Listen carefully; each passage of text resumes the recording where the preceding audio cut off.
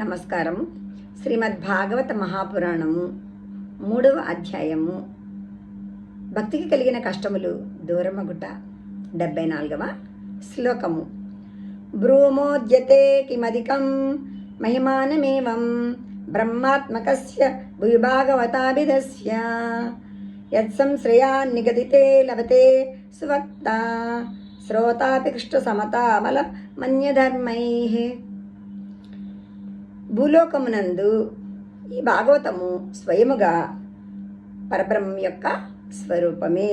దీని మహిమను గురించి ఏమని ఎంతని వర్ణించగలము? దీనిని అనగా ఈ భాగవతమును ఆశ్రయించినచో ఇతరులకు వినిపించుట వలన వినివారికిని వినిపించేవారికిని ఇరువురకును శ్రీకృష్ణుని భగవానుని యొక్క నిర్మలమైన పోలిక లభించును.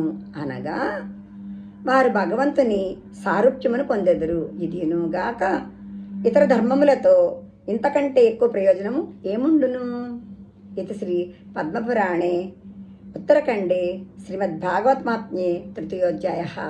ఇది శ్రీ పద్మపురాణము యొక్క ఉత్తరఖండమునందలి శ్రీమద్భాగవతమాత్మ్యము నందు 3వ అధ్యాయము.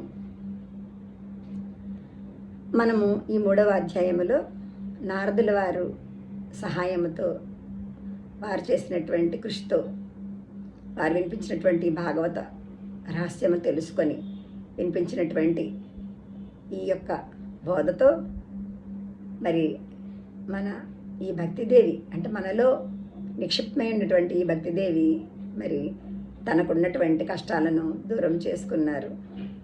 కాబట్టి ఈ అధ్యాయము ఇంతటితో ముగిసినది.